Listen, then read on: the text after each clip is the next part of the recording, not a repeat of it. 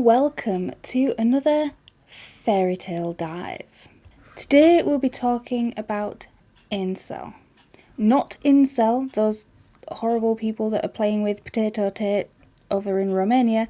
We are talking about Ainsel. And Ainsel is a fairy tale from Northumbria in England.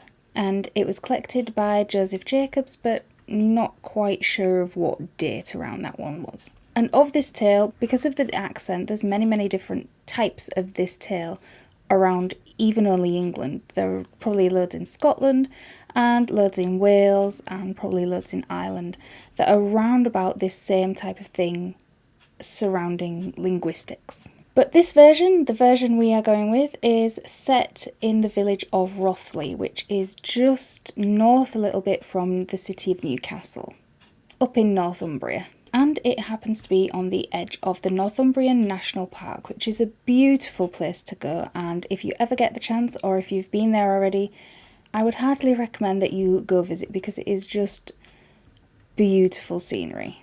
But without further ado, let's dive right into the tale. So this tale begins, as many fairy tales do, with a widow and her only child, this time being a son rather than the usual widow and daughter trope. And they live together, isolated on the edge of the village of Rothley. Now, one winter's evening it came about that the boy flatly refused to do as he's told and go to bed, as his mother had repeatedly asked him to. He was adamant that he wanted to stay up later because he was not sleepy in the slightest.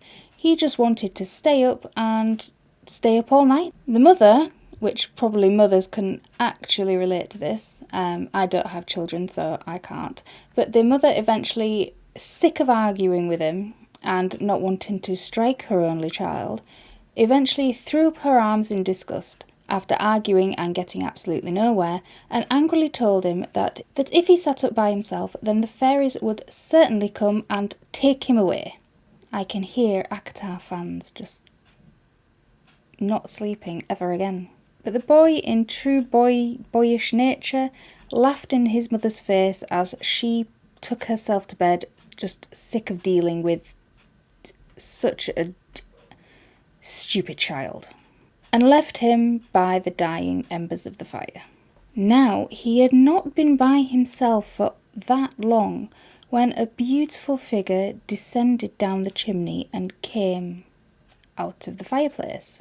This figure was the size of a child's small doll and alighted on the hearth, looking at him. Now, the boy was very startled at this because it's not every day a creature comes down the chimney and walks around your hearth. And he was very startled, and he didn't think himself afraid, but it was close to that emotion. But as the little creature just gaily wandered up and down the hearth and smiled so nicely at him, and was just joyous and carefree as she danced around the hearth tiles, he promptly forgot to be afraid. And I'll read the next part as it needs the accent, and I don't have much of an accent, I don't think, especially when I'm sort of reading aloud, but my Yorkshire accent usually comes out a bit when I'm annoyed or animated. So we'll see if we can tap into it for this, because we're going to need it. And he inquired familiarly, "What do they call thou?" "Ainsel," answered the little thing haughtily, at the same time retorted the question back to the boy. "And what do they call thou?" "My Ainsel," answered the boy. And they commenced playing together like two children newly acquainted and the best of friends. Now, they had been playing so long together that the fire, which was already dying when his mother had gone to bed, nearly blotted out completely, and it being a winter's night, it was starting to get very chilly in the room. So the boy took up the poker and went and stoked the wood to get more of an ember out of it. Now, unfortunately, this was about the time that, and when he was stoking the fire, that one of the embers alighted on the poor little fairy's foot. To the boy, it was a small little ember, but to the fairy, it was a very big chunk of hot firewood. And at this cinder hitting her foot, her beautiful, musical, soft voice promptly disappeared, and it was instantly raised to the most terrific roar the boy had ever heard.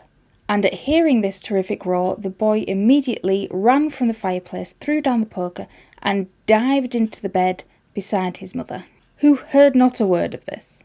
And the boy had scarcely gotten his head underneath the covers when he heard the fairy's mother's voice bellowing down the chimney at her. And the fairy's mother was heard to shout, "Who's done it? Who's done it?" "Oh, it was my Ainsel," answered the daughter. "Why then," said the mother as she kicked her up the chimney and beat her with her wings, "what's all this noise for, if there's no one to blame but your own self?" "Because my Ainsel is my own self in up north, when you get our accent." And that is just the little fairy tale, a play on linguistics of accents. So if you like this video, please let me know down in the comments down below, and don't forget to like this video because it really helps my algorithm. Let me know in the comments section down below, and let me know if you have any words in your accent or where you are, not necessarily a different language. And let me know whether you like your own accent, whether you have an accent. For one, I love the Yorkshire accent. I love being able to speak it. When I get a bit animated, people don't necessarily understand me, and that's fine by me. And at least for the Yorkshire accent, we tend to drop things. So like, instead of my own self in this, it's my Ainsel. And when we're going anywhere, it's like, I'm off to the shop. And for me, I'm off to grab myself a brew. Because Yorkshire tea is the only one. And as always, keep reading. And don't stay up too late, or the fairies might get you.